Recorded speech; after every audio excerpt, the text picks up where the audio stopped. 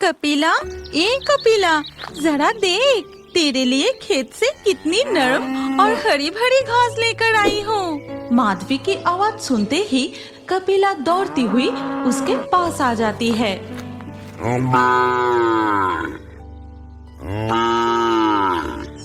फिर माधवी कपिला को घास खिलाती है और कपिला खुशी खुशी घास खाने लगती है। मेरी प्यारी गाय, पेट भर कर खा, कुछ ही दिनों में तेरा बच्चा जन्म लेगा। इस समय तुझे अच्छा खाना खिलाने की भी हमारी हैसियत नहीं है। घास के सिवा तुझे कुछ खिला नहीं सकते। माधवी और उसका पति गोविंद डींगी भांगा गांव के एक मिट्टी के घर में रहते हैं। माधवी दिन भर घर का काम और कपिला की देखभाल करती है और गोविंद खेतों में मजदूरी करता है। इसी तरह से उनका जीवन चलता है।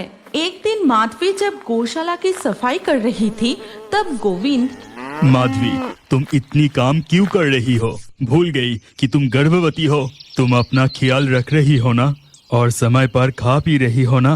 हाँ हाँ, मैं सब कुछ समय पर कर रही हूँ। हमारी कपिला भी गर्भवती है, कुछ दिनों में उसे भी बच्चा होगा। ऐसी वक्त में उसका भी तो ख्याल रखना जरूरी है, लेकिन उसे घास के सिवा कुछ अच्छा खिला नहीं सकते। चिंता मत करो भाग्यवान, कपिला की बच्चा होते ही हमारे गरीब की परिवार में थोड़ा पैसा आएगा। उसकी बच्चा दूध पीने के बाद जो दूध बचेगा उसे बेचकर हमें जो पैसा मिलेगा उससे अच्छा खाना खिला सकूंगा।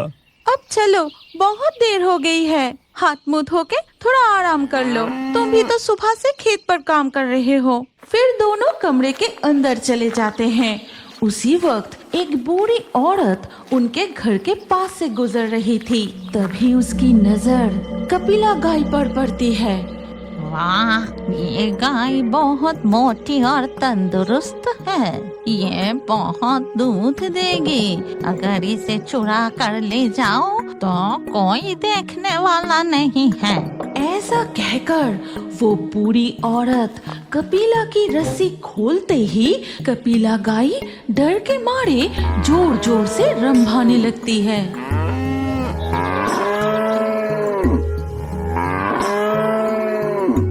लेकिन वो बूढ़ी औरत उसके मुंह के सामने कुछ जादू जैसा करते ही कपिला एकदम शांत हो जाती है।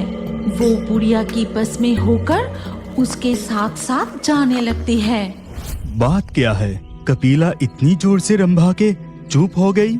इन दिनों इतनी गर्मी पड़ रही है, शायद उसे भी बहुत गर्मी लग रही है। तुम खाना खाने के बाद कपिला को तालाब से नहा के लाओ।